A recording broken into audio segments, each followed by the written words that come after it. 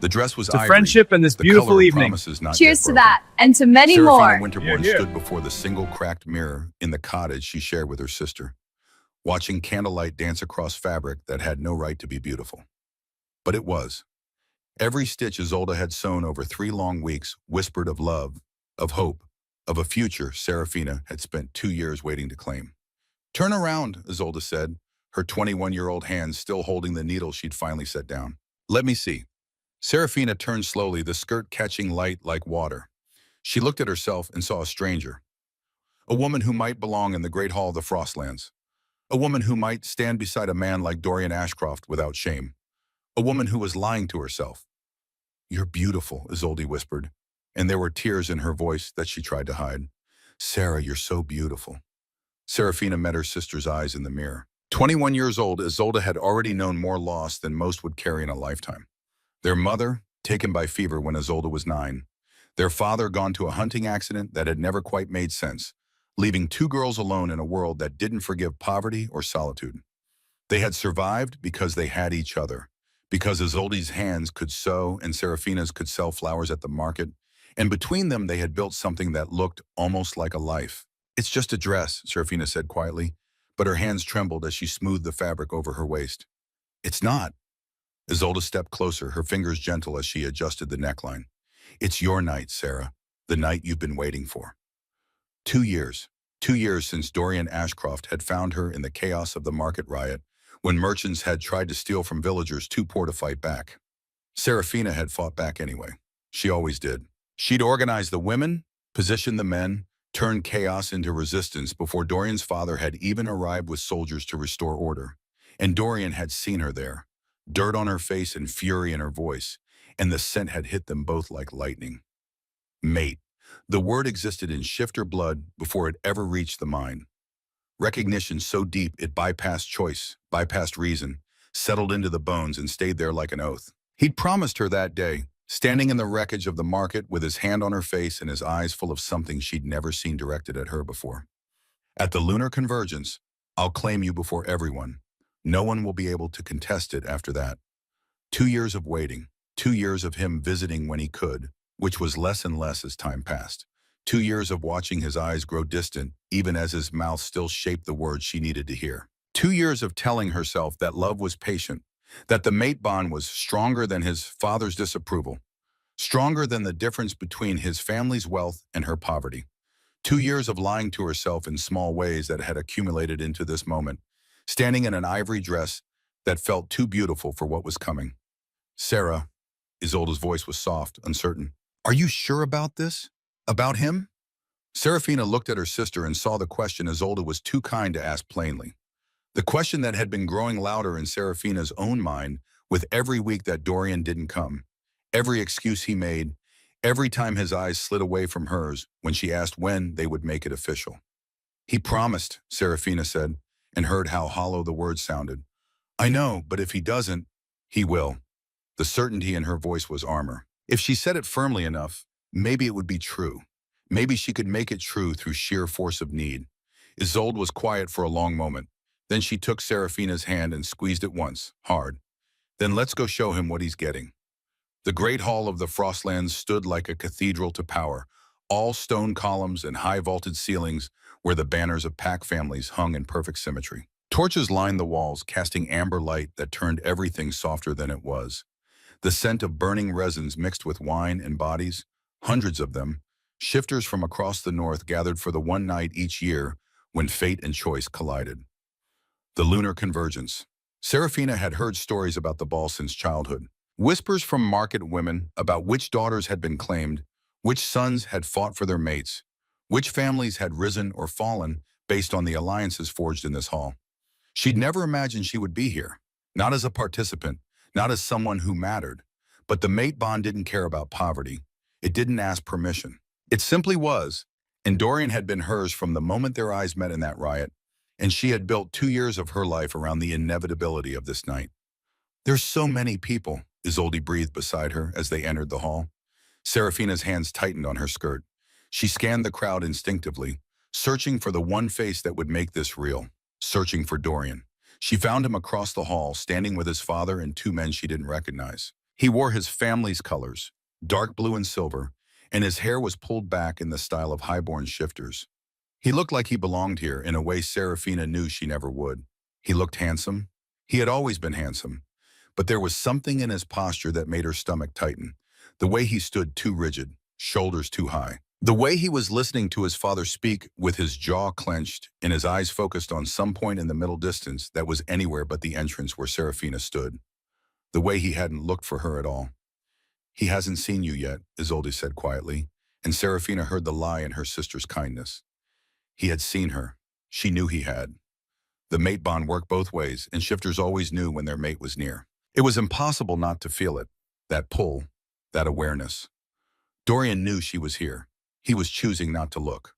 "I'm sure he'll come find you soon," Isolde added, and squeezed Serafina's arm. The claiming began around the second hour. The bell rang, the traditional signal, and the hall quieted as a young couple walked to the center. The claiming was simple, ancient, a declaration before witnesses that could not be undone. The first couple smiled at each other, with the easy confidence of people who had always known this moment would come. The hall erupted in applause when the male marked his mate's neck, the claiming bite that sealed the bond. Serafina watched and felt her heart beating too fast. The second claiming came an hour later. Another couple, another bell, another round of celebration.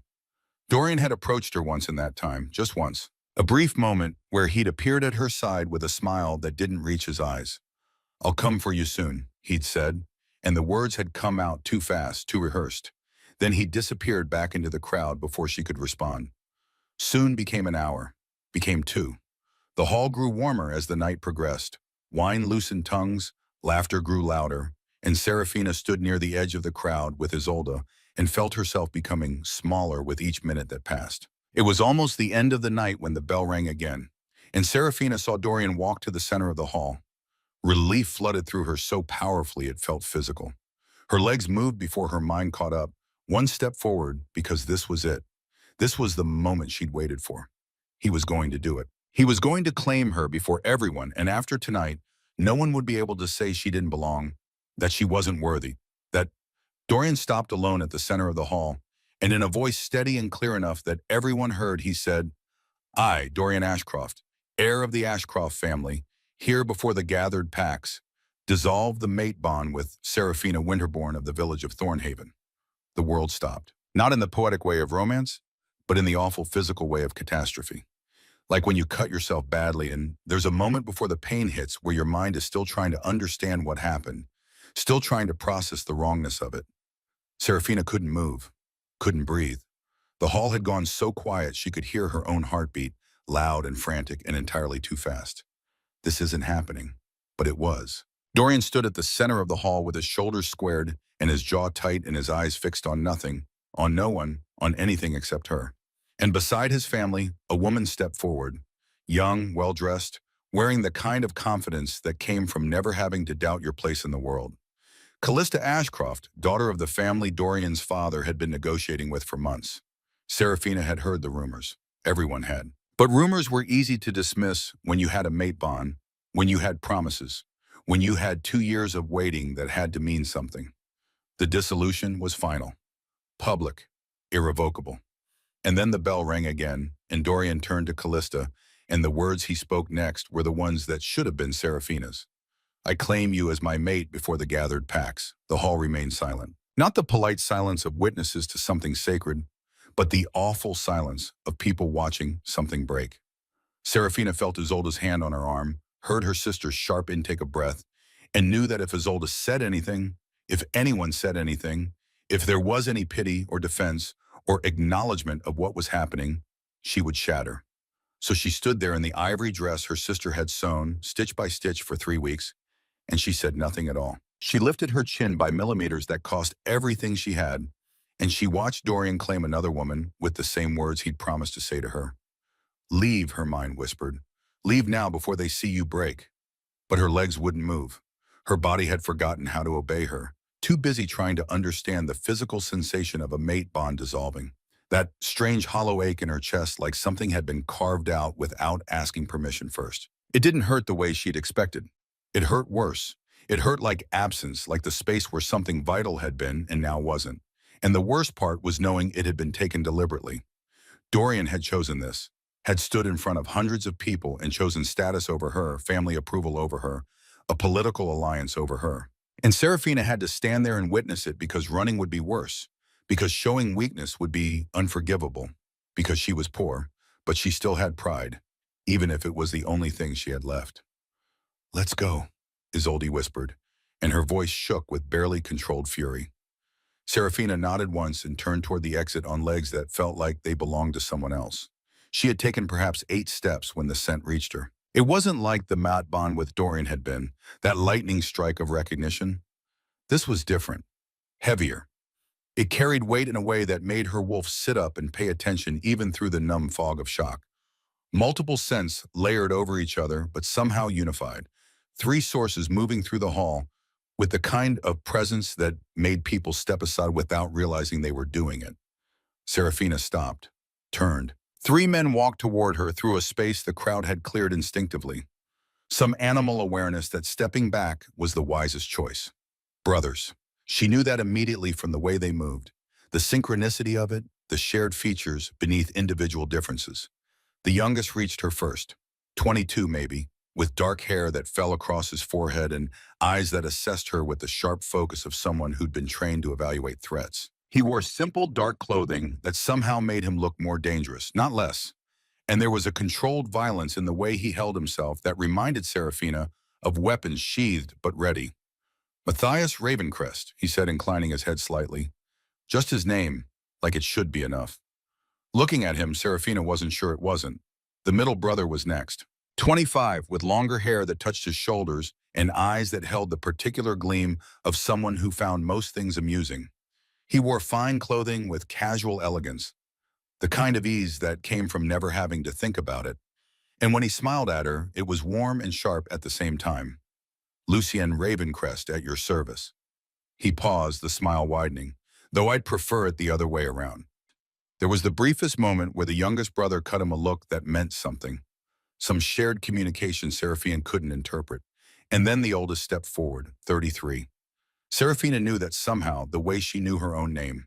He was taller than his brothers, broader, with dark hair cropped close and eyes so blue they looked almost unnatural in the torchlight. He wore dark clothing that might have been formal or might have been armor. It was hard to tell, and he carried himself with the particular quality of someone who'd never needed to announce his authority because everyone already knew. He looked at her with an attention so focused it felt physical. "Thaddeus Ravencrest," he said, and his voice was low, measured, absolutely calm. Serafina stared at them, at the hall, at Isolde beside her who had a hand over her mouth. Her mind was still trying to process what had just happened with Dorian, still trying to understand why her chest felt hollow and her legs felt weak and why 3 of the most powerful-looking men she'd ever seen were standing in front of her like she was someone who mattered. "Who are you?" she heard herself ask, and her voice came out smaller than she wanted. Lucian's smile turned into something else, something almost gentle. "Well, technically speaking, I'm the diplomatic envoy of the Southern Territories, but that's terribly boring." He gestured to Matthias. "My brother here commands the Royal Guard of Shadowmere, which means he's very good at hitting things and occasionally hitting people who deserve it." Matthias didn't smile, but something shifted in his expression. "And Thaddeus," Lucian continued, "is the Alpha King of Shadowmere," Matthias finished, and there was no ceremony in the way he said it, just fact. The hall had gone very quiet again, but this was a different silence. This was the silence of people watching something unexpected unfold. Something that might become a story repeated for years. Serafina looked at the 3 brothers, at the way people in the hall were staring, at Dorian across the distance with his new mate and his new choice in his eyes that had finally found her face with something that might have been panic. "Why are you telling me this?" she asked. Matthias stepped closer, and his voice was direct. No flourish, no charm. "Because we'd like you to know who's about to ask you something." "All 3 of us," Lucian added, and now his smile had an edge to it that suggested he was enjoying this more than he should. Thaddeus said nothing. He just looked at her with those blue eyes and that impossible focus, and Serafina felt something in her chest that wasn't the hollow ache of the broken bond. It was something else entirely. Something that felt like heat and pressure, and the beginning of understanding that her night was about to become something very different from what she had expected. "I would like to claim you tonight," Matthias said, and the hall's silence deepened. If you consent, Serafina's mouth opened. Nothing came out. Lucian stepped forward before she could find words. I would as well. The two brothers looked at each other, and Serafina saw something flash between them that might have been competition or might have been something more complicated. You cannot just, Matthias began. I can, and I did, Lucian interrupted smoothly. You said it first, I said it better. You have not said anything yet. Exactly. Elegance lies in what's left unsaid. That's the most ridiculous. You would have to go through me. Thaddeus's voice cut through his brother's argument like a blade through silk. They stopped. The hall stopped. Serafina stopped breathing. Thaddeus took one step forward, putting himself level with his brothers, and his eyes never left Serafina's face. If you will allow me, he said, and his voice was quiet enough that she shouldn't have been able to hear it across the space between them, but somehow she did. I would also like to claim you tonight. For a moment, no one moved. Then both younger brothers began speaking at once. With respect, you didn't even approach her all night. You stood there like a statue while and now you simply, typical, absolutely typical. Serafina looked at them, at the two brothers arguing with the easy shamelessness of people who clearly did this often, at the king who stood quiet and sure and entirely focused on her, like the argument wasn't happening at all. She looked at Isolde, who had both hands over her mouth now and eyes wide enough to hurt. She looked across the hall at Dorian, who had gone very pale, whose new mate looked confused and uncomfortable, whose father looked furious. And she looked at herself, standing in this hall in a dress sewn with hope, with a bond dissolved and a heart cracked, and absolutely no idea what was happening, except that three men who could have had anyone were claiming they wanted her. It was absurd. It was impossible. It was exactly what Dorian's face said he couldn't believe was happening. You have no right, Dorian's voice cut across the hall. He was walking toward them, and there was anger in his stride, the particular fury of a man who'd made a choice and was only now realizing its cost. Lucien turned to him with the mild curiosity of someone encountering an interesting argument. What a fascinating observation, he said pleasantly, coming from the man who just publicly relinquished any right he might have had. This is none of your concern. It was not, Lucien agreed with a politeness sharper than hostility. And then you made it public. Now it concerns everyone in this hall, which, let us be honest, was your decision. Dorian stepped forward, and his eyes finally met Serafina's. There was something in them she couldn't immediately name. Possessiveness, perhaps. Or the version possessiveness takes when it no longer has legitimacy, but persists anyway. Serafina, he said. No. The word came out before she thought it. It came out whole, firm, without trembling, and Serafina was distantly surprised at herself. Dorian stopped. The hall held its breath. You dissolved the bond, Serafina said, and her voice was steady with the effort of someone who knows the alternative is losing control entirely. Before everyone, with the bell ringing. You cannot now. I made a mistake, he said, and there was urgency there, genuine enough to be irritating. My family, your family, Matthias repeated, and all the lightness he'd shown with his brothers was gone. This was the commander of the Royal Guard speaking now, every syllable placed with precision. Ordered you to sever your bond with your mate because she is poor, and you obeyed before a full hall, with the bell ringing, as she said. He paused, and the pause had weight. And now you are here claiming rights. Dorian turned to him. You will not. I will not what? Matthias stepped forward.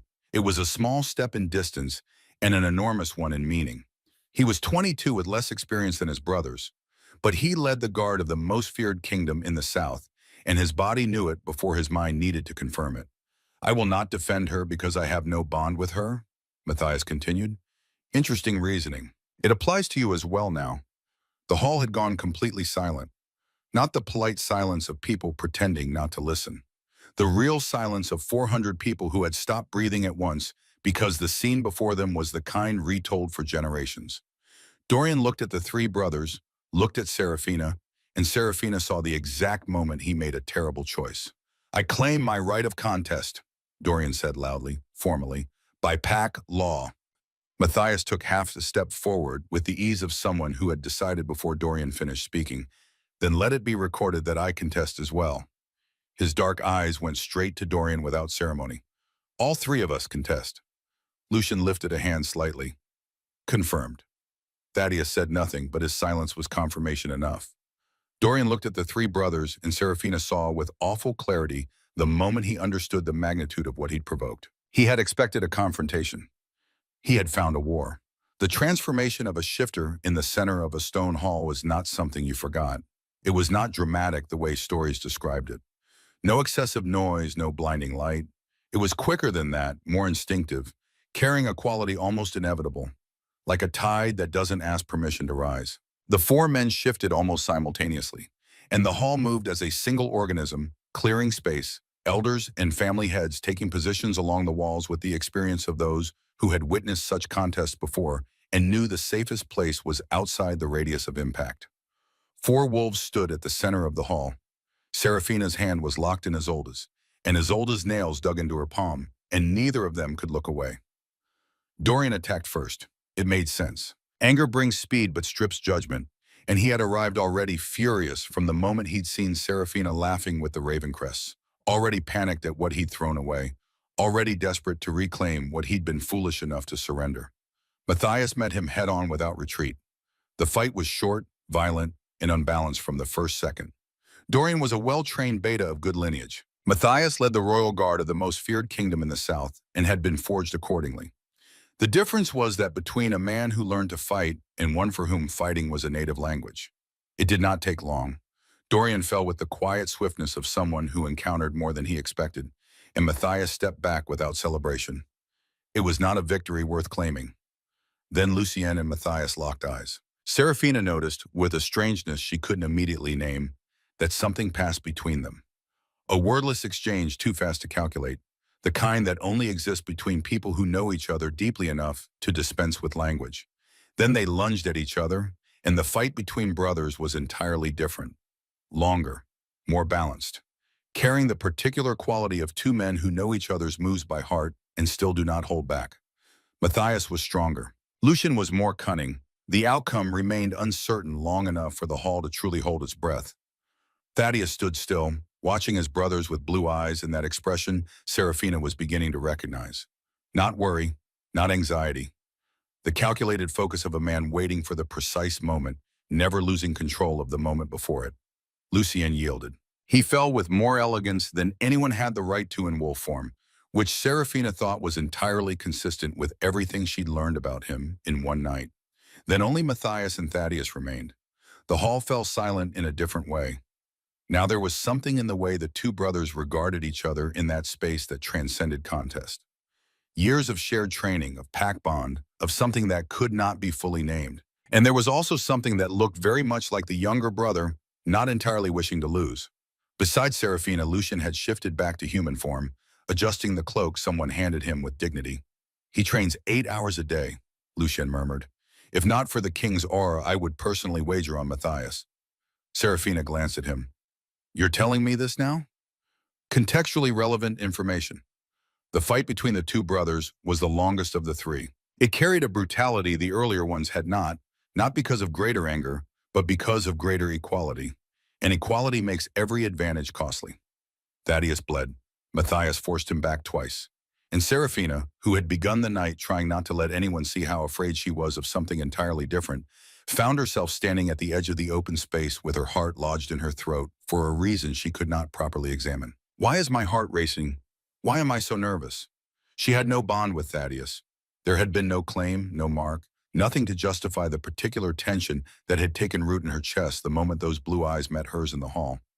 Yet it was there anyway, inconvenient and entirely uninvited. Matthias fell, not entirely. He stumbled, lost balance for a fraction of a second that proved enough, and Thaddeus pressed him down with a weight that was half strength and half something harder to name. That particular quality of an Alphaking that was not merely muscle, but something that existed before the body itself. A presence other wolves felt before they touched him. Matthias lay still for a moment. Then Serafina saw clearly. He stepped aside. Concession, voluntary. The kind that exists only between brothers. The hall released the breath it had been holding. Thaddeus turned, still in wolf form, and his eyes found Serafina immediately, as though nothing else in the hall deserved attention. He moved toward her with slow, deliberate steps that made the distance between them shrink with an inevitability she felt in her spine before anywhere else. Then he lowered his head. It was not submission, it was acknowledgement. The difference vast, and every shifter in the hall felt it. It was how an alpha recognizes something he deems worthy. And in that gesture was a language older than any ball, or bell, or decree. Isolde released Serafina's arm and stepped aside as though her feet had decided before the rest of her. One of the elders extended a dark cloak edged in silver, the mantle offered after a contest. And there was a formality to the gesture that acknowledged the legitimacy of what had just occurred. Thaddeus accepted it. The transformation was swift and quiet, and when he straightened, he was human again. Dark hair damp from exertion, a cut along his jaw that had already stopped bleeding, blue eyes in the expression of someone who had reached the center of something and had no intention of retreating. And then he knelt. The Alpha King of Shadowmere, kneeling in the center of the Frostlands Hall before 400 witnesses. Serafina could not move a single muscle. Thaddeus looked up at her with unhurried attention, not demanding a swift answer, not making anything easier, simply present with a clarity she found irrationally harder to endure than everything that had preceded it. "You owe me nothing," he said, and his voice was low, but the hall was so quiet it carried to every corner. "And you need no reason at all to say no. But I would have you know the request is real." A pause, deliberate and weighted. "Will you be my mate, Serafina?" The hall absolutely still. Serafina felt Isolde beside her not breathing, felt the eyes of everyone there, felt Dorian across the space, still carrying anger, but layered now with the kind of pain one earns and yet still feels. Felt the two Ravencrest brothers, Matthias with arms crossed and an expression she could not entirely read. Bangyen. Toya read, Lucien with the corner of his mouth lifted in something almost but not quite a smile, and felt Thaddeus kneeling before her, waiting. Her heart was so loud she was certain everyone could hear it. Her legs felt uncertain beneath her. The hollow ache in her chest from the broken bond was still there, would probably be there for days, maybe weeks. But underneath it, around it, growing stronger with every second Thaddeus waited with infinite patience, was something else. Something that felt like choice, like agency, like a door opening to a future she had not imagined but could suddenly almost see. "I accept," she said. The words came out firmer than she expected, steady enough that she surprised herself. Thaddeus did not smile immediately. He held her gaze for a moment with that quiet focus, as though storing the moment before letting it pass. Then he rose slowly, close enough that she had to tilt her chin slightly to maintain eye contact, and brought his hand to the side of her neck with a gentleness she had not anticipated from a man who had just fought 3 others to reach this moment. The claiming mark was sudden heat, deep and unforgettable, because it was not merely physical. It was the bond closing. Different from what she had felt with Dorian, different in texture, weight, everything. That had been recognition without choice. This was choice with recognition. And between the two lay something Serafina felt settling in her chest as something she would need time to fully understand. What she had not anticipated was her body's response. Her heart, the traitorous thing, was pounding so hard and fast she was mortifyingly certain any shifter within 10 feet could hear it. Her legs, which had carried her through public humiliation and silence and an entire contest, chose that exact moment to forget their function. Serafina felt the floor grow slightly uncertain beneath her and could not determine whether it was the weight of the bond, the heat of the mark, or simply the fact that Thaddeus Ravencrest stood inches from her with blue eyes on her face and smelled like something she categorically refused to analyze. "Do not faint," she ordered herself. "You will not faint now, please." But the body had opinions of its own. Thaddeus's hand reached her before she realized she was falling. Firm, warm, settling at the curve of her waist with the natural ease of someone who had noticed before she had admitted it herself. It was not dramatic, discreet enough that only those very close would notice, silent enough to avoid attention. He simply held her there, as though it were the most ordinary thing in the world, as though she were not the first person he had just marked, and he simply knew, for reasons Serafina could not explain, that she needed that in that moment. She did not look at him. She faced the hall, chin lifted, heart loud enough to embarrass her, feeling his hand at her waist as something she was not prepared to examine in public. For the second time that night. Serafina, for the second time that night. Serafina saw him approach and felt Thaddeus grow slightly more rigid beside her. Not excessive protectiveness, but the focused attention of a man who has just marked someone and now watches anything that approaches with the wrong energy. Dorian stopped at a safe distance. There was something different in his posture from the earlier confrontation. Anger still present, but folded by defeat, leaving something more complicated beneath it. "Serafina," he said. She waited. "I was wrong." The words came with the cost typical of those a proud man takes too long to say. I let my family. I know what you let, she replied, and there was no anger in her voice. There was something worse. Indifference born not of coldness, but of something already processed, already understood, already released. You promised me one thing and obeyed an order. That tells me what I needed to know. I can, Dorian, she said his name with a gentleness perhaps harder to bear than accusation. You cannot. There is nothing here to fix. He looked at Thaddeus with the eyes of someone who realized too late he had lost something he had not valued while he had it, and that realizing it now changed nothing at all. Thaddeus returned the look briefly with the expression of someone who had more interesting matters to attend to. You should have thought before, Thaddeus said. No raised voice, no dramatics required. Rare things do not wait while men decide whether they are worthy of them. Dorian did not reply. And after a moment that felt longer than it should have, he turned and walked away. Serafina watched him go and felt nothing. Not triumph, not vindication, just the quiet settling of something finished. Are you all right? Thaddeus asked quietly, and his hand at her waist shifted slightly, a question. I am, she said, and meant it. Lucian appeared at Thaddeus's side with a wineglass he had somehow reclaimed during the events, wearing quiet satisfaction. Well, he said, that was objectively the best lunar convergence in years. Matthias stood on Serafina's other side, and there was something in the way he positioned himself, not too close, not withdrawn, simply present, that Serafina recognized as the gesture of someone who had lost a contest and decided with the same objectivity he applied to battlefields that losing to his elder brother was acceptable, so long as the outcome was satisfactory. Or at least that was what he wanted it to look like. For the record, Matthias said, turning to Thaddeus with the air of making an official declaration, I let you win. Thaddeus did not turn his head. Of course you did. I did. You had that look of a roy about to lose his bone, and I decided it would be too cruel of me. Matthias crossed his arms with tranquil satisfaction. I am a compassionate man. Lucian covered his mouth with 2 fingers. Serafina could not determine whether he was coughing or laughing. Thaddeus turned to his brother with a measured slowness that was in itself a quiet threat. Matthias held the gaze with the smile of someone who knew exactly how far he could go and had chosen to go one step further just to see what would happen. They stared at one another for a second that carried the weight of an entire conversation compressed into silence. And then Thaddeus simply gave up on his brother and turned back to Serafina. Are you ready to leave? He asked. Serafina looked at him, at the still crowded hall around them, at the mark on her neck still radiating heat she could not yet name. Then she searched for Isolde before answering. I would like to take my sister, she said, voice direct, because she had learned that night that hesitation cost time she did not have. It is only the 2 of us. She does not stay here without me. Thaddeus did not hesitate, did not consult his brothers, did not weigh the request, did not pause in the way she had braced herself for. Of course. Serafina sought Isolde with her eyes. Isolde stood a few steps away, looking at Matthias with an expression Serafina recognized with both affection and apprehension. The expression her sister wore when she had decided something but had not yet told anyone. Oh no, Serafina thought, Isolde. But that, she decided, was a conversation for later. They left the hall together, Serafina and Isolde and the 3 Ravencrest brothers, walking through a corridor that opened for them differently than it had when they entered.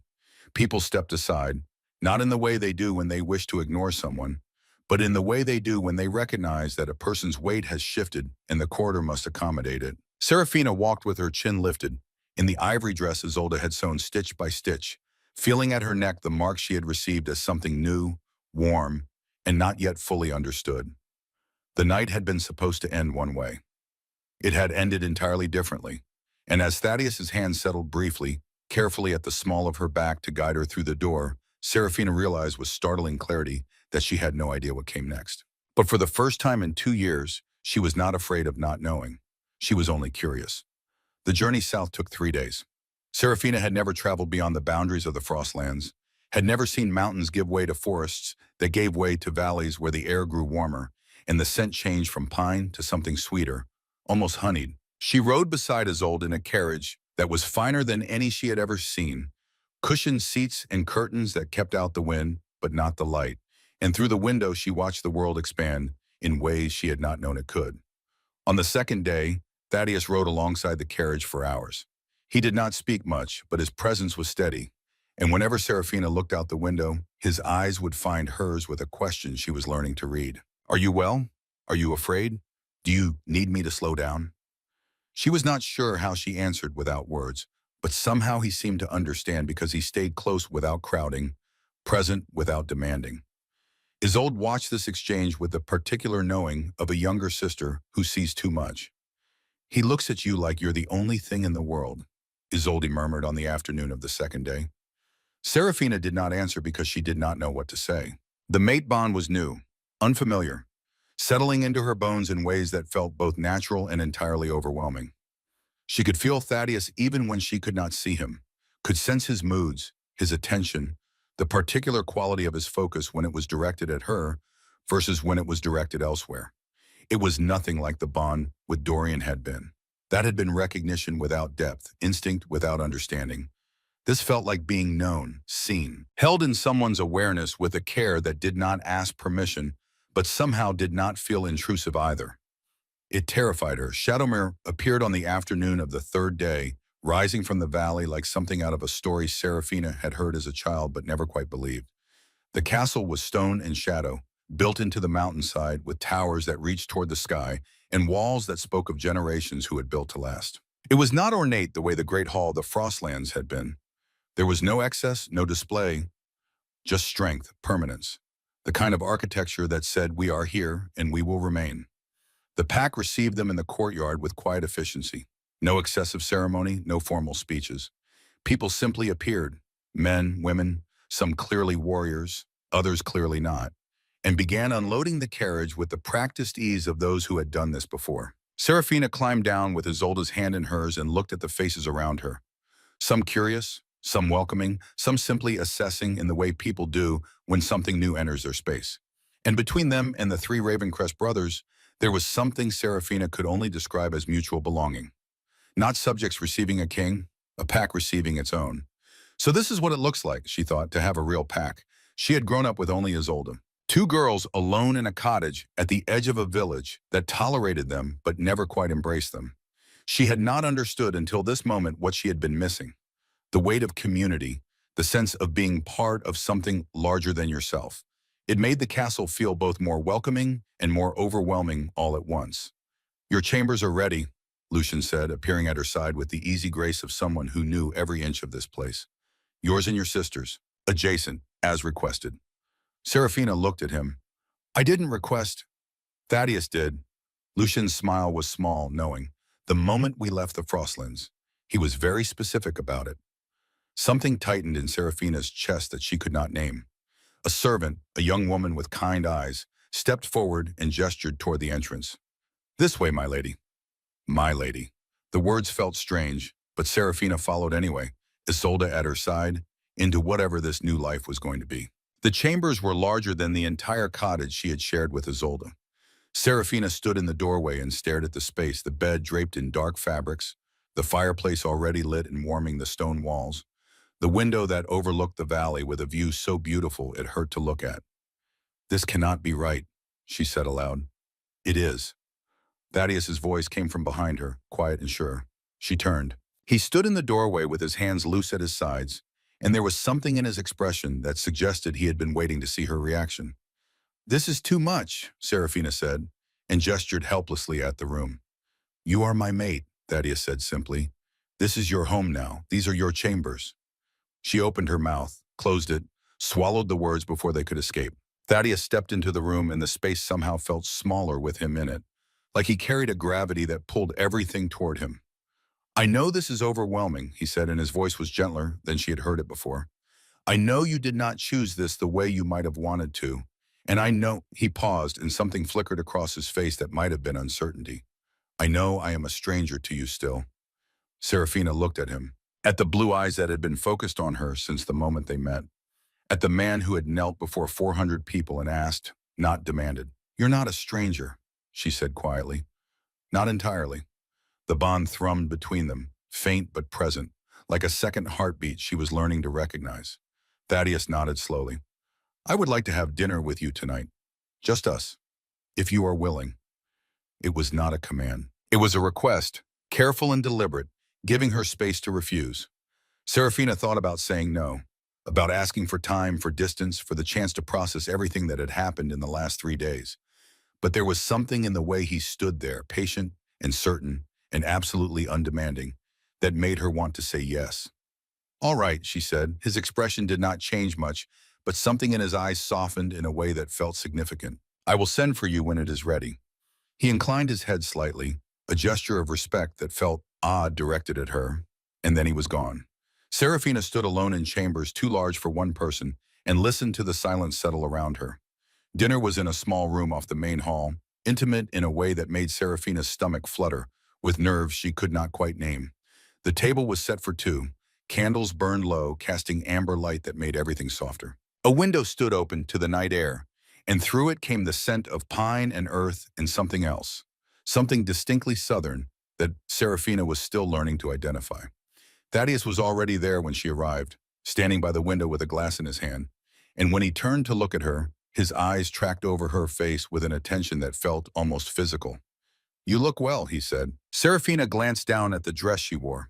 Simple, borrowed from the castle's stores because she had brought nothing with her except the ivory gown and one change of clothing. I look like I'm wearing someone else's dress, she said. You look like you belong here. The words were so simple, so direct, that Serafina did not know how to respond. She sat. He sat. A servant brought food, more food than two people could possibly eat, and then disappeared, leaving them alone in the candlelight. For a moment, neither of them spoke. Then Thaddeus set down his glass and looked at her with that focus she was beginning to recognize as uniquely his. I know you are confused, he said quietly. About what happened, about why. Serafina's hands tightened in her lap. You and your brothers, the three of you appearing like that. It felt planned. It was. She blinked. What? The plan was mine, Thaddeus said, and there was no apology in his voice, just honesty. I arranged it with my brothers before we approached you. The three of us courting you, the three of us contesting, so that when I finally claimed you, no one in that hall could challenge it without looking foolish. He paused, and his eyes never left her face. A woman courted by all three Ravencrests in one night is not a woman anyone questions. Serafina stared at him. So your brothers did not truly want me? My brothers, Thaddeus said, and now there was almost amusement in his voice, would drive me mad in a real contest without hesitation. Matthias especially. I took a blow to the ribs that still reminds me he took the fight more seriously than I anticipated. He leaned back slightly. What I mean is the plan was mine.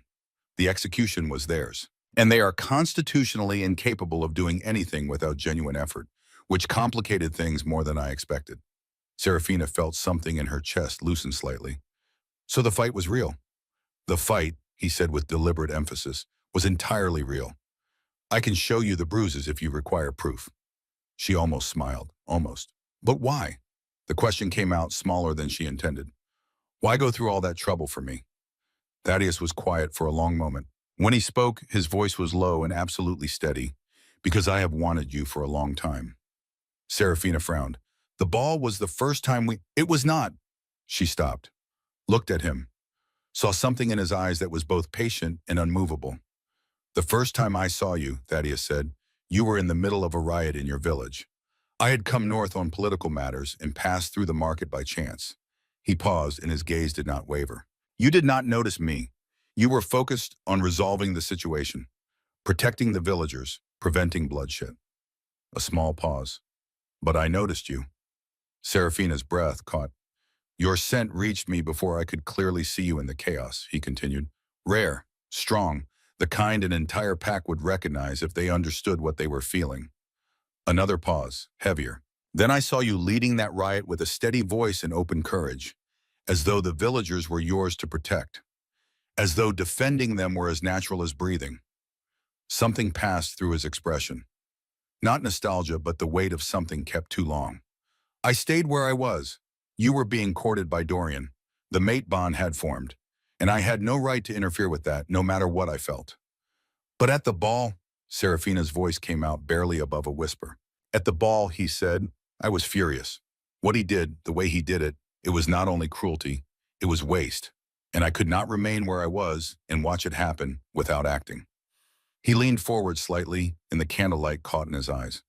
I did not give up on you during those 2 years, but I knew fighting a mate bond would have been like fighting the tide, so I waited. And I hoped that if the bond did not hold, if he proved himself unworthy of what he had been given, that I might have a chance. Serafina could not speak, could not move.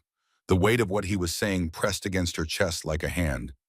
You loved me, she said, and it was not quite a question. I love you, Thaddeus corrected. Present tense, I have since the day I first saw you, and I do not want you to sleep tonight, doubting that.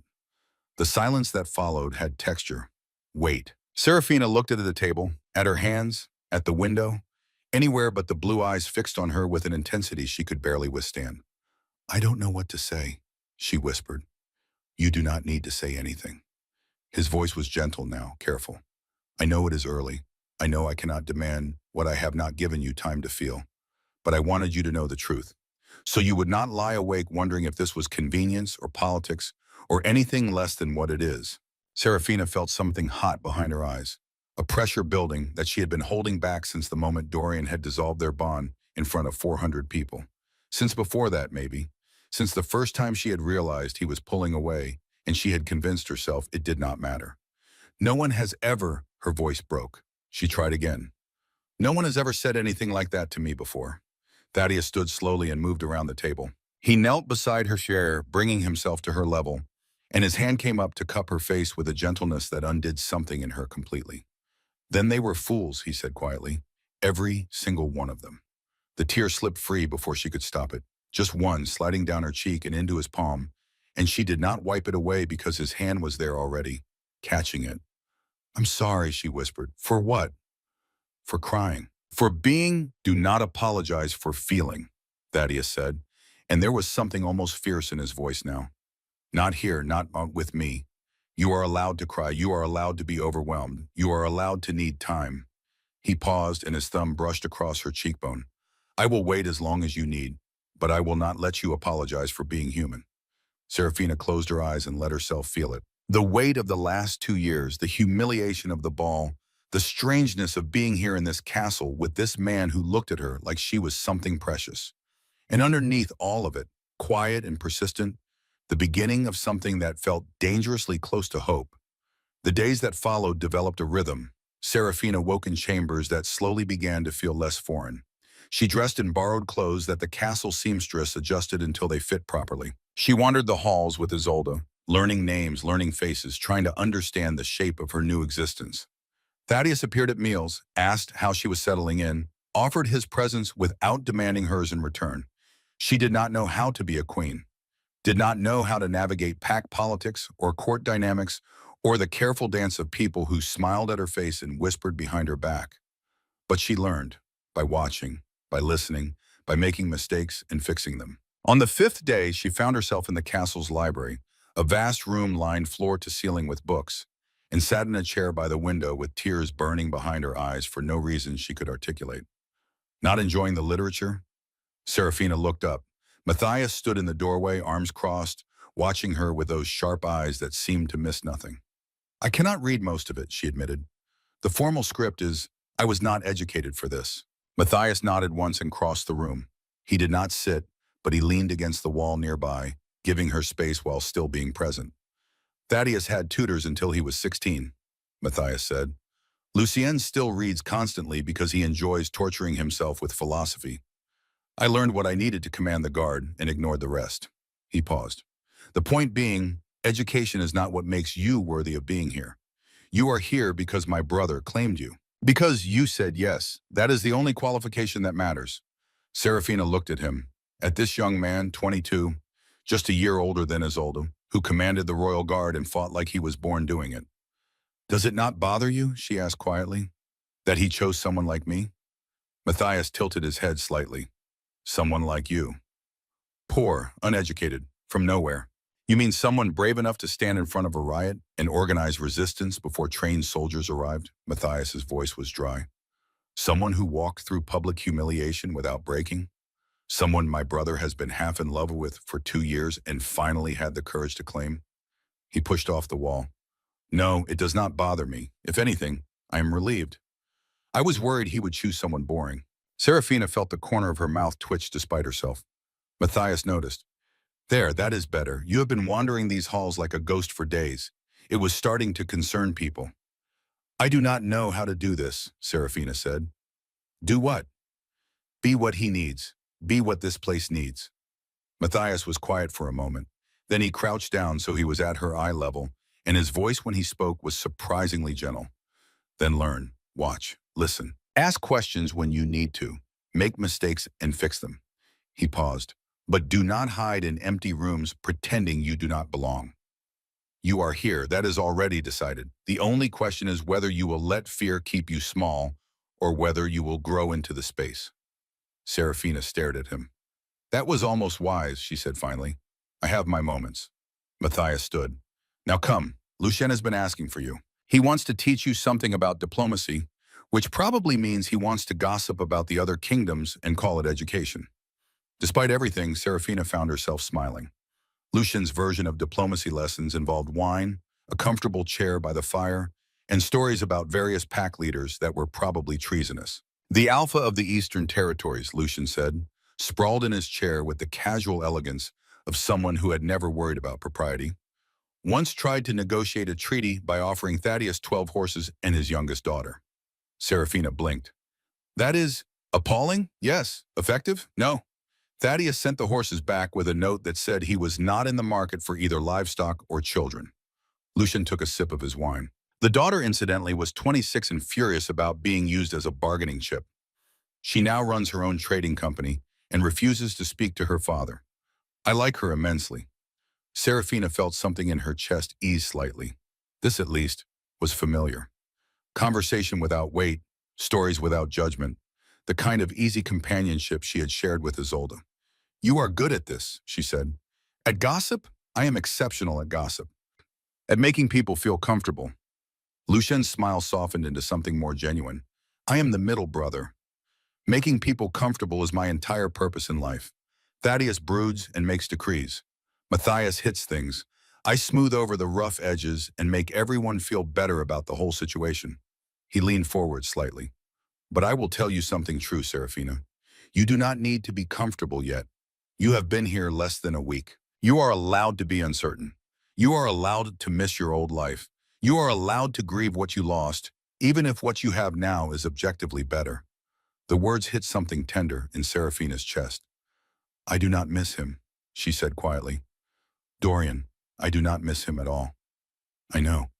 But I miss... She stopped, tried to find words for the feeling. I miss knowing what I was supposed to do. I miss having a place, even if it was small. Certainty, Lucian finished. You miss certainty. That is different from missing him. Serafina nodded. Lucian set down his wine and looked at her with an expression that was surprisingly serious. It will come back, he said. The certainty, not the same as before, but new certainty. You will find your place here. You will learn what you are supposed to do. And one day you will wake up and realize this feels like home. You sound very sure. I am, he smiled, because I have watched Thaddeus for 33 years and I have never seen him want anything the way he wants you. He will make sure you feel at home here, even if it takes years, even if it takes everything he has. Something warm and complicated twisted in Serafina's chest. I do not know if I can be what he needs, she whispered. Then it is fortunate, Lucian said gently, that what he needs is you, exactly as you are. 3 months passed. 3 months of learning the castle's corridors, of nodding to pack members whose names she was finally starting to remember, of eating meals with Thaddeus and his brothers, and slowly, carefully, learning to speak without weighing every word first. 3 months of Isolde settling in beside her, laughing more freely than Serafina had heard in years, spending increasingly long hours with Matthias in ways that Serafina noted but did not comment on. 3 months of Thaddeus being patient and present, giving her space while making it clear he would always be there when she was ready. And 3 months of Serafina's body doing something she had not anticipated. She noticed it first as fatigue, a tiredness that did not ease no matter how much she slept. Then came the nausea, subtle at first, then unmistakable. And finally the scent change, the thing shifters always notice first. Serafina stood in her chambers on a cold morning, hand pressed to her stomach, and knew she was pregnant. The realization hit like ice water. She sat down on the bed before her legs could give out, and her mind raced through the timeline. 3 months since the ball, 3 months since the claiming, which meant she was perhaps a month along, maybe slightly more. She was going to have a child. Thaddeus's child. The panic came swift and absolute. She could not breathe properly, could not think past the roaring in her ears that said too soon, too fast, not ready. She did not hear the door open, did not realize Thaddeus was there until his hand touched her shoulder, gentle and grounding. Serafina, breathe. She looked up at him with wide eyes, and he knelt in front of her with that same steady patience he always carried. You noticed, she whispered. The scent changed 2 days ago. His voice was calm, unhurried. I was waiting for you to tell me. I cannot. Her voice broke. I am not ready. I do not know how to be a mother. I do not know how to be anything. And now there is going to be a child. And Serafina. He took her hands in his, firm and warm. Breathe. She tried, failed, tried again. I am terrified, she whispered. I know. What if I fail this child? You will not. His voice was absolutely certain. You will not fail this child because you are incapable of it. You are one of the strongest people I have ever known. I am not. You survived poverty. You survived loss. You survived public humiliation without breaking. You came to a strange kingdom and learned to navigate it in 3 months. He paused. You are strong, Serafina. You just do not see it yet. She looked at him, at the blue eyes that had been steady on her since the night they met, and felt something crack open in her chest. I am so scared, she whispered. Then be scared. Thaddeus's hands tightened on hers. Be scared, and I will be steady. Be uncertain, and I will be sure. You do not have to do this alone. You have never had to do anything alone since the moment you said yes. The tears came then, hot and fast and unstoppable, and Thaddeus pulled her into his arms without hesitation. He held her while she cried, solid and unmoving, and Serafina buried her face in his shoulder and let herself feel all of it. The fear, the uncertainty, the overwhelming strangeness of a future she had not chosen but was being asked to accept. And underneath it all, quiet and persistent, something that felt dangerously close to trust. The bloodline revelation came 2 weeks later, delivered by Lucien with the kind of careful neutrality that suggested he knew the information was significant. They were in Thaddeus's study. Serafina had started spending more time there as her pregnancy progressed, finding comfort in his presence even when they did not speak. When Lucien entered with a folder of papers and an expression Serafina could not quite read. I investigated your scent, Lucien said without preamble. The way it carries, the particular quality of it. Serafina's hand went instinctively to her stomach. Is something wrong? No, nothing is wrong. Lucien set the papers on the desk. But your family is not what you thought it was. Thaddeus stood from his chair, and his attention sharpened immediately. Lucien looked at Serafina. Your bloodline traces back to House Silvercrest, an ancient noble family from the Eastern Territories. They were powerful once, pack leaders, wealthy, influential. He paused. 4 generations ago, there was a coup. Someone within the family betrayed them to rivals. Your great-great-grandparents fled with their children and whatever they could carry. They changed their names, went into hiding, and built a new life far enough away that no one could find them. Serafina stared at him. My family was noble, Lucien confirmed. Your parents knew. Your grandparents knew. They kept it hidden to protect you and your sister. Because if the families responsible for the coup ever discovered a Silvercrest heir still lived, they would have seen it as a threat. The room was very quiet. So I am, Serafina could not finish the sentence. Descended from nobility, Thaddeus said quietly. The scent I recognized, the quality Lucien noticed. It was your bloodline, ancient and rare and powerful. Serafina looked down at her hands, thought of her parents who had died without ever telling her, thought of growing up poor, struggling, never understanding why they seemed to carry some weight she could not name. They had given up everything. Title, wealth, safety, all to keep her and Isolde alive. They protected us, she whispered. They did. Thaddeus moved to her side and his hand settled on her shoulder. They sacrificed everything to give you a chance at life. That is not nothing. Serafina felt tears burning again, but these were different. Not fear or panic, but something closer to grief mixed with gratitude. I wish I could have thanked them, she said. I think they knew. Thaddeus's voice was gentle. I think they saw you grow into someone strong and kind and brave, and that was thanks enough. Lucien cleared his throat softly. For what it is worth, this changes nothing politically. The family is long gone, the title extinct. but it does explain why you carry yourself the way you do, why you have the presence you have, even when you do not see it yourself. He paused. Nobility is not about bloodline, Serafina.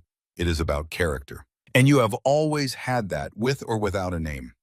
Serafina looked at both of them, these men who had become something like family in the months since she arrived, and felt something settle in her chest. She was descended from people who had chosen survival over status, who had chosen their children over their legacy, and she could choose too. Could choose to be grateful for what they had given her instead of mourning what they had hidden. "Thank you," she said quietly, "for finding this, for telling me." Lucian inclined his head and left with the same quiet grace he had entered. Thaddeus stayed. "You have been thinking," he said after a moment, and it was not quite a question. "I have been existing," Serafina corrected. "Thinking requires more energy than I have at the moment." She leaned back in the chair and looked at him. At this man who had waited 2 years, who had fought 3 others to claim her, who had been patient while she found her footing. "Do you ever regret it?" she asked quietly. "Choosing me?" Thaddeus's expression did not change, but something in his eyes intensified. "No." The word was absolute. "Not once, not for a single moment. Even though I am difficult and uncertain, and even though you are exactly who you are." He moved closer, and his hand came up to cup her face with that same gentleness that undid her every time. "I chose you, Serafina, not the version of you that you think you should be. Not the version that is confident and certain and never afraid. I chose you as you are, with all the uncertainty and fear and strength you carry." He paused, and his thumb brushed across her cheekbone. "And I would choose you again, every time, without hesitation." Serafina closed her eyes and let herself feel it. The weight of being chosen, not for what she could be, but for what she already was. It was terrifying and overwhelming, and somehow exactly what she needed. "I do not love you yet," she whispered.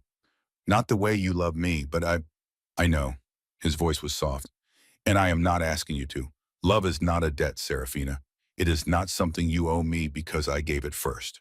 She opened her eyes and looked at him. "But I want to," she said. "I want to love you. I want to feel what you feel. I am just scared," he finished. "You are scared because the last time you loved someone, he destroyed it publicly, and you are protecting yourself. That is not wrong. That is survival." He leaned closer and his forehead touched hers. "But when you are ready, I will be here. And if you are never ready, I will still be here, because my love for you is not conditional on you returning it." Serafina felt something break open in her chest, something that had been closed since the night Dorian dissolved their bond. And for the first time since arriving at Shadowmere, she let herself imagine what it might feel like to trust this. To believe that she could be loved without conditions, without having to earn it, without fear that it would be taken away the moment she failed to be perfect. It felt like standing at the edge of a cliff, terrifying and exhilarating all at once. "Ask me again tomorrow," she whispered. Thaddeus smiled. "Ask you what?" "If you love me. I will ask you every day for the rest of our lives if that is what you need." And somehow, impossibly, Serafina found herself smiling back. 3 days later, a letter arrived from the Frostlands. It was delivered by courier, sealed with the Ashcroft family crest, and addressed to Serafina Winterbourne in a hand she recognized immediately. Dorian's. She held it for a long time before opening it, standing alone in her chambers with the paper feeling heavier than it should. Finally, she broke the seal. The letter was short, no elaborate apologies, no excuses, just words that felt like they had cost him something to write. "Serafina, I have no right to write to you. I know that. But I wanted you to know that I understand now what I threw away. Not because I lost you to someone better, though I did, but because I see now that I never deserved you to begin with. I chose status over love, safety over courage, my father's approval over my own happiness. Those were my choices, and I will carry them for the rest of my life. I do not ask for forgiveness. I do not ask for anything. I only wanted you to know that you were right to accept the king when he asked. You were right to move forward. You were right to choose yourself. I hope you are happy. You deserve happiness more than anyone I have ever known." Dorian Serafina read it twice, then a third time, and then she walked to the fireplace and held the letter over the flames.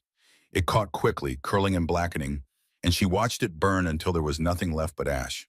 Not out of anger, not out of bitterness, but because some things needed to be released in order to move forward, and she was ready to move forward. When Thaddeus found her an hour later, she was standing by the window with her hand on her stomach and tears on her face. "Serafina?" His voice was careful, concerned. She turned to him and smiled through the tears. "I am all right," she said. "I promise. I am just grieving," he finished gently. "Letting go," she corrected. He crossed the room and pulled her into his arms, and she let herself be held, let herself cry, let herself feel the strange, complicated grief of releasing something that had once mattered and no longer did. And when the tears finally stopped, when she pulled back to look at him, she saw something in his eyes that made her breath catch. Patience, understanding, love. Always love. "Have I told you I love you today?" he asked quietly. It was a question he had started asking every morning, a ritual she had come to expect, to rely on, to need more than she would ever admit aloud.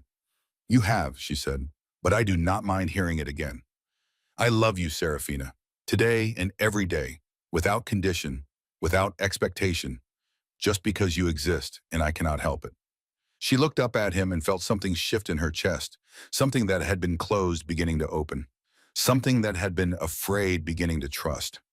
"I'm starting to believe you," she whispered. "Good." He kissed her forehead, soft and deliberate. "That is all I need." And standing there in his arms with the afternoon light streaming through the window and a child growing inside her and a future she was finally beginning to see, Serafina realized something. She was not afraid anymore. Not of this, not of him, not of the possibility that she might actually deserve the happiness she had been given. For the first time since arriving at Shadowmere, she felt like she was exactly where she belonged. 6 more months brought changes Serafina had never imagined. She woke to morning light streaming through windows that had become hers in ways that had nothing to do with ownership and everything to do with belonging. She woke to the weight of 2 children, twins she had learned 3 months ago, moving inside her, active and insistent. And she woke to Thaddeus beside her, propped on one elbow, watching her with those blue eyes that had become as familiar as her own heartbeat. "You are staring," she murmured, not opening her eyes fully. "I am appreciating." That is a creative word for staring. His hand settled on the curve of her stomach, warm and possessive in a way that no longer frightened her. "Have I told you I love you today?" Serafina opened her eyes and smiled. It was their ritual now, this question. Every morning without fail, as though he needed to remind her, needed her to hear it until it became as essential as breathing. "You have not," she said. "You have been too busy staring." "Appreciating," he corrected, and there was that rare smile, the one that belonged only to her. "I love you, Serafina, today and every day. You and the 2 tiny humans who will not let you sleep through the night." She laughed softly and placed her hand over his. "They are your children. They inherited your stubbornness. My stubbornness kept me waiting 2 years for you. I consider it a virtue."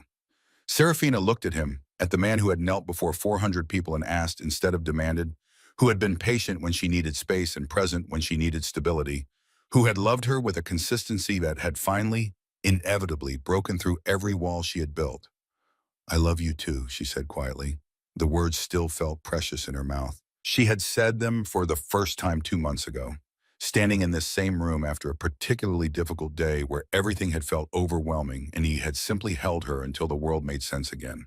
He had gone very still when she said it, as though afraid to move, afraid to break whatever spell had allowed the words to form. Then he had kissed her with a tenderness that made her cry and whispered against her mouth, "Say it again."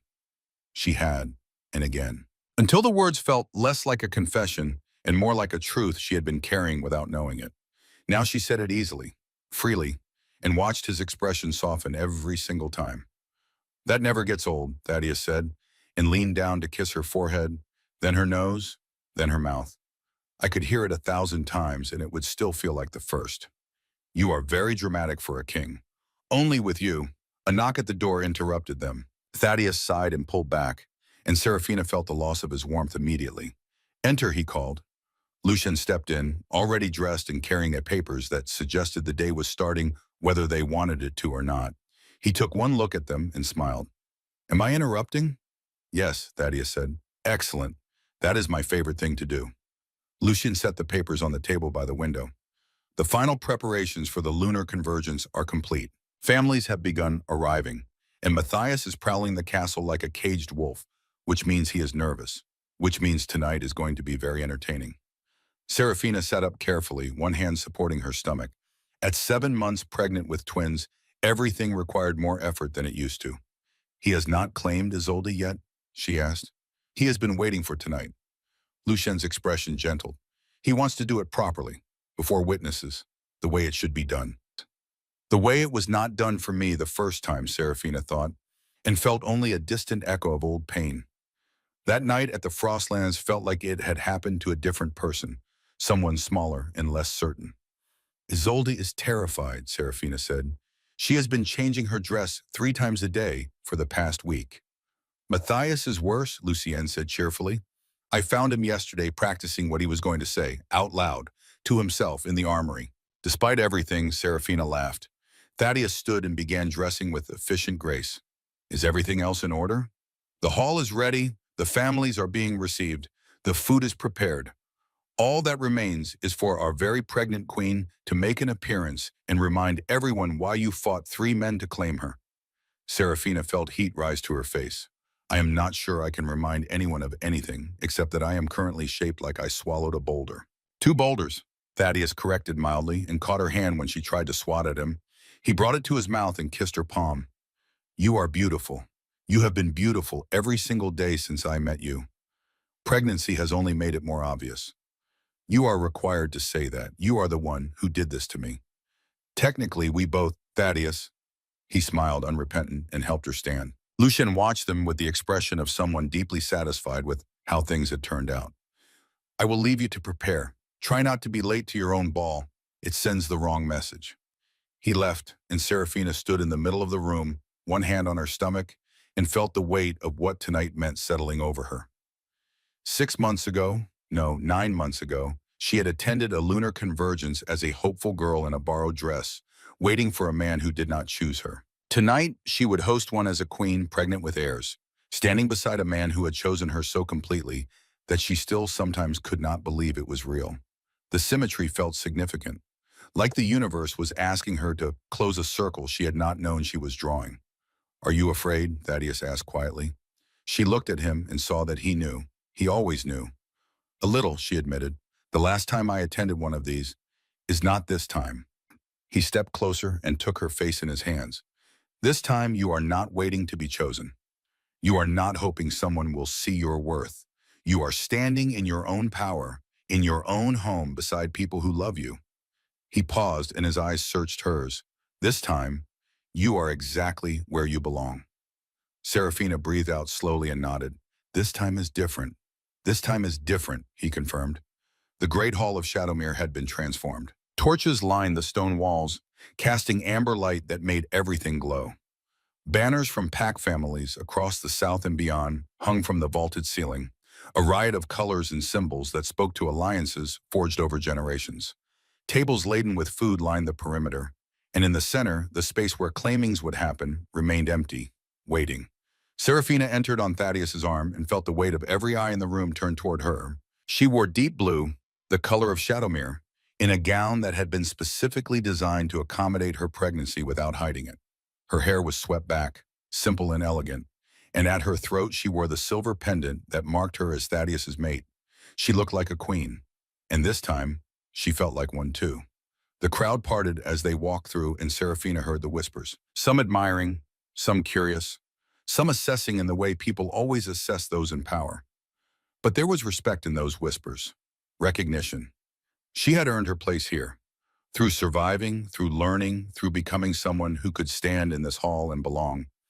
Thaddeus leaned close and murmured, You are radiant. I am enormous. You are carrying my children. That makes you radiant by default.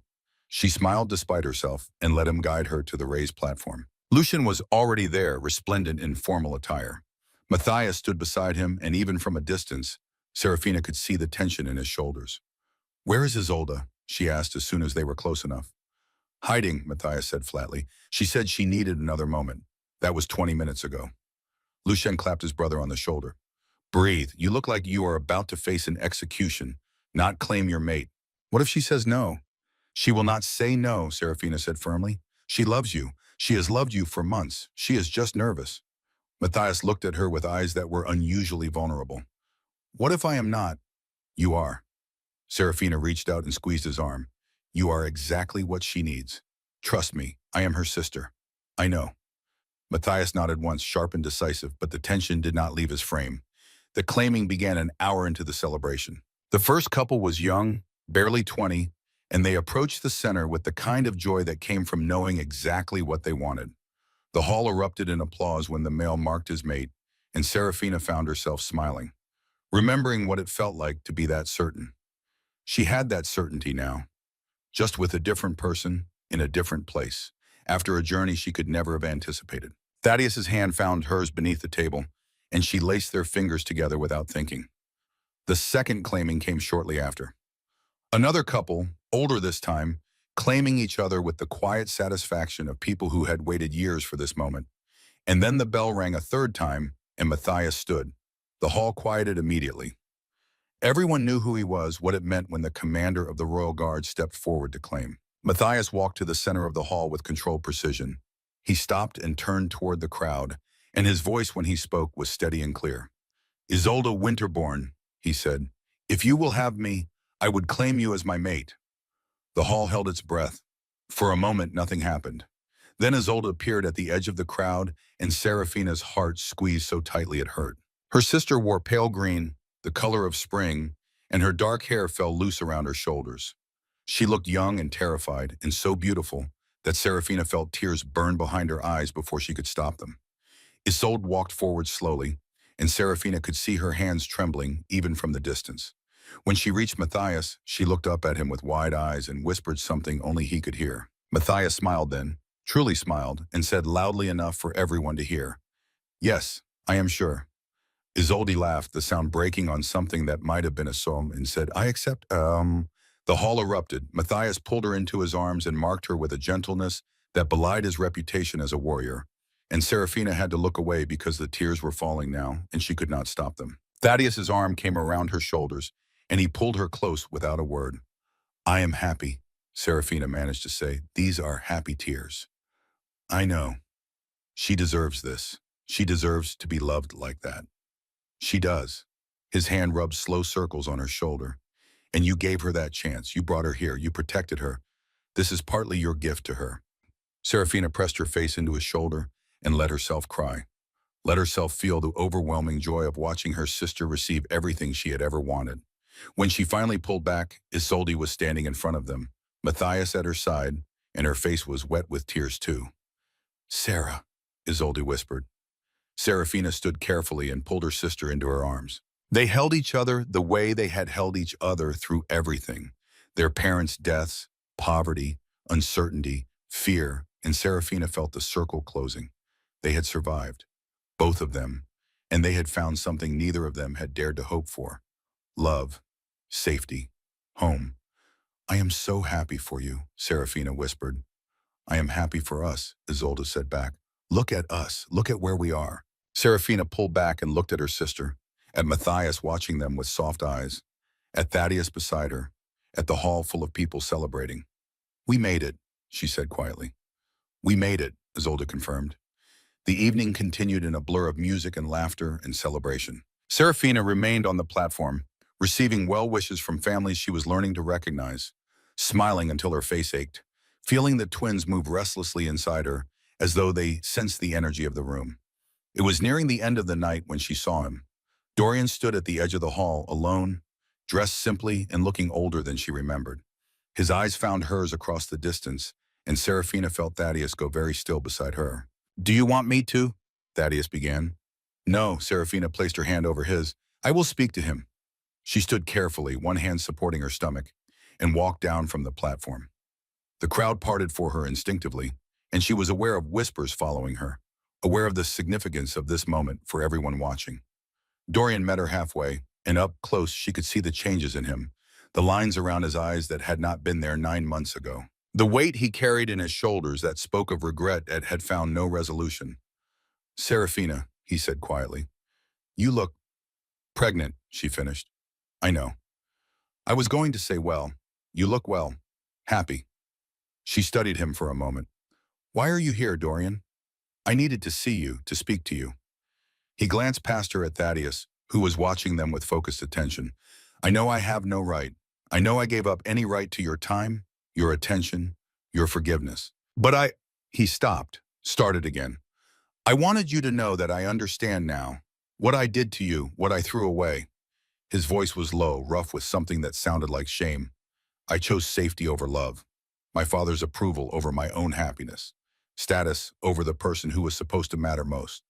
Serafina waited. She had imagined this conversation 100 times in the months after the claiming.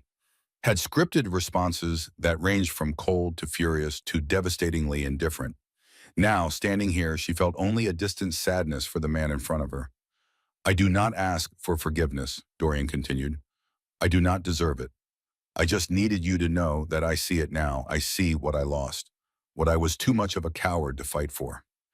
He paused and looked at her with eyes that held genuine pain. He is a better man than I ever was, and you deserve him. You deserve all of this. Serafina took a slow breath. Dorian, there is nothing here to fix. He flinched. I do not say that to hurt you, she said gently. I say it because it is true. When I look at you now, I feel nothing. Not anger, not resentment, not even really sadness. Just, she searched for the word, gratitude. Gratitude? That you did what you did, that you chose the way you did. She placed her hand on her stomach, feeling the movement of the twins beneath her palm. Because if you had not, I would never have found this. I would never have known what it feels like to be loved by someone who sees me and chooses me anyway. She paused and met his eyes directly. So thank you, Dorian, for being exactly the person you were, for making the choices you made. They led me here to this life, to this family, to this happiness, and I would not trade it for anything. Dorian's face worked for a moment, and she saw him swallow hard. I am glad you are happy. I know you are, and I hope you find it too. Real happiness, not the kind that comes from pleasing other people, but the kind that comes from being brave enough to choose yourself. She took a step back. Goodbye, Dorian. He nodded once, a short, sharp movement that might have been acceptance or grief or both. Goodbye, Serafina. She turned and walked back to the platform, aware of every eye in the hall watching her, aware of the significance of what had just happened. When she reached Thaddeus, he stood immediately and pulled her into his arms with a fierceness that suggested he had been restraining himself. Are you all right? He murmured against her hair. I am. And she meant it. I am completely all right. She pulled her back and looked up at him. I love you. I love this life. I love who I have become here. And I would not change a single thing about how we found each other. Thaddeus's eyes searched hers, and whatever he saw there made him smile. Neither would I. He kissed her, gentle and deliberate, and the hall erupted in applause as though they had just witnessed another claiming. Perhaps they had, Serafina thought, a different kind, the claiming of a future instead of a past. The pain started an hour later. Serafina was standing with Isolde, laughing at something Lucien had said, when she felt it, a tightening across her stomach that was sharper than the practice contractions she had been experiencing for weeks. She froze mid-laugh. Sarah? Isolde's voice was immediately concerned. What is wrong? Nothing, Another contraction, stronger this time, stealing her breath. Oh! Thaddeus was beside her before she finished the word, his hand on her back, his eyes on her face. Serafina? I think she pressed her hand to her stomach and felt the tightness building. I think it is time. The hall had begun to notice. Conversations were quieting, people turning to look, and Serafina felt a flutter of panic beneath the pain. It is too early, she said, and her voice shook. 2 months too early. They are not supposed to come yet. They are coming anyway. Thaddeus's voice was calm, steady, the voice of a man who had commanded armies and would not be shaken by this. We need to get you to the birthing chamber. Now. Matthias appeared on her other side, and between him and Thaddeus they helped her off the platform. The crowd parted, whispers following them, and Serafina tried to focus on breathing, tried to focus on anything except the fear clawing up her throat. What if something is wrong, she whispered. What if they are not ready? What if they will be fine? Thaddeus's grip on her arm was firm, grounding. You will be fine. We have the best healers in the South. We have everything we need. They reached the birthing chamber, and the healer was already there, prepared and calm. Isolde stayed at Serafina's side, holding her hand with a grip that suggested she would not let go for anything. The contractions came faster, harder, and Serafina lost track of time in the waves of pain that crashed over her. She heard voices, the healer giving instructions, Thaddeus murmuring reassurances, Isolde crying quietly beside her, and through it all, the fear. I cannot do this. Serafina gasped between contractions. I am not strong enough. What if I lose them? What if you are the strongest person I know? Thaddeus was there, his face filling her vision, his hands framing her face. You have survived everything life has thrown at you. You will survive this. You will bring our children into the world, and they will be healthy and strong because you are healthy and strong. You do not know that I do. His voice was absolute, unshakable. I know it the same way I knew I loved you the first time I saw you. The same way I knew I would fight anyone to claim you. I know it in my bones, Serafina. You will be fine. They will be fine. And I will be right here every moment until you are holding them. She wanted to believe him, wanted to believe that will and love and strength could make a difference when biology had its own timeline. But all she could do was hold on and push when the healer told her to push, and try not to break Isolda's hand in the process. The first baby came an hour later, a boy, small but breathing, crying with a fury that suggested early arrival had not diminished his will to exist. Serafina heard him and felt something in her chest crack open completely. He is perfect, the healer said, and placed him on Serafina's chest, small but perfect. Serafina looked down at her son. Her son? She had a son, and felt tears streaming down her face. He was tiny and red and furious, and absolutely the most beautiful thing she had ever seen. Hello, she whispered. Hello, little one. I am your mother. Thaddeus stood beside the bed, one hand on her shoulder, and when she looked up at him, she saw tears on his face too. A son, he said, and his voice broke on the word. We have a son. We have. The next contraction hit, and Serafina gasped as the healer took the baby and handed him to Isolda. The second is coming, the healer said. Keep breathing. You are almost there. The second baby took longer. Serafina was exhausted, every muscle screaming, but Thaddeus stayed beside her, murmuring encouragement, and Isolda held her hand, and somehow she found the strength to keep going. When the second baby emerged, the cry was softer, quieter, but there. A girl, the healer announced. You have a daughter. Serafina reached for her immediately, and when they placed her on her chest beside where the boy had been moments before, Serafina felt complete in a way she had not known she was missing. A son and a daughter, twins, early but breathing, crying alive. They are here, she whispered. They are actually here. Thaddeus leaned down and kissed her forehead, then her mouth, and his hand settled over hers where she held their children. You did it, he said. You brought them into the world. Our family.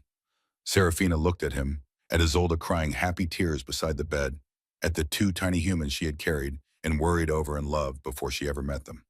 We did it, she corrected. All of us. 6 months later, Serafina woke to sunlight and the sound of Kieran babbling to himself in the cradle beside the bed. The boy, they had named him Kieran, meaning dark one, had his father's stubbornness and his mother's lungs. The girl, Alara, meaning bright light, was quieter, more observant, already seeking her brother's presence even in sleep.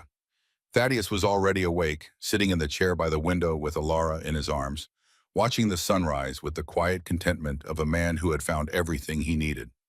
Have I told you I love you today? He asked without turning. Serafina smiled and climbed out of bed, lifting Kieran and settling him on her hip. You have not. You have been too distracted by our daughter. She is very distracting. He looked at Alara with an expression so tender it made Serafina's chest ache. She looks like you. She looks like trouble. That too. Serafina crossed the room and sat on the arm of his chair, and for a moment they just existed there. 2 adults, 2 children, sunlight streaming through the window, and a peace so complete it felt fragile. I love you, Serafina, Thaddeus said quietly. Today and every day. You and the family we have built, I love all of it. She leaned down and kissed him, soft and unhurried. I love you too, so much it sometimes frightens me. Good fear or bad fear? Good fear, the kind that comes from finally having something worth losing. Thaddeus's hand came up to cup her face. You will not lose this. You will not lose me. I promise you that. You cannot promise that. I can promise that I will fight for it. For you, for them, for this life we have built together. His eyes held hers. I will fight for it the same way I fought to claim you, with everything I have, for as long as I live. Serafina felt tears burn behind her eyes, but they were happy tears now. Always happy tears. She thought of the girl she had been 9 months ago, the one who stood in an ivory dress and watched the man she thought was her future choose someone else, the one who thought she was not enough, would never be enough. That girl would not recognize her now. And that was exactly as it should be. "Thank you," she said quietly. He looked up. For what? For seeing me? For fighting for me? For loving me when I could not love myself? For giving me this? She gestured to the room, the children, the life they had built. All of it. Thaddeus's expression softened into something she had no words for. "The honor," he said, "has always been mine." Kieran chose that moment to grab a fistful of Serafina's hair and yank, and Alara started fussing for food, and the perfect moment dissolved into the beautiful chaos of parenthood. But as Serafina settled into the chair to feed her daughter while Thaddeus entertained their son, she thought about the journey that had brought her here. From a girl who sold flowers at the market to a queen raising the heirs of Shadowmere. From someone who thought love was about being chosen to someone who understood it was about choosing each other every day, through all the messy, imperfect, beautiful moments that made up a life. From broken to whole, from alone to surrounded by family, from convinced she was not enough to certain she was everything. She looked at Thaddeus, who was making ridiculous faces at Kieran and getting rewarded with baby laughter, and felt her heart swell so large she thought it might burst. Years later, when her children asked how she knew their father was the one, Serafina would tell them the truth, because he fell to his knees and asked, and in that moment I knew I was not something to be taken or claimed or owned. I was something to be cherished. And that made all the difference. The story ended the way the best stories do, with love, with family, with a woman who learned her worth and refused to settle for anything less, and with the quiet certainty that sometimes the worst moments of our lives are simply the universe clearing space for the best ones to arrive. Serafina had been rejected publicly, humiliated completely, broken in ways she thought were irreparable. But she had also been chosen by 3 alphas, claimed by a king, and loved so thoroughly that she finally understood what she had always deserved, everything. And in the end, that was exactly what she got.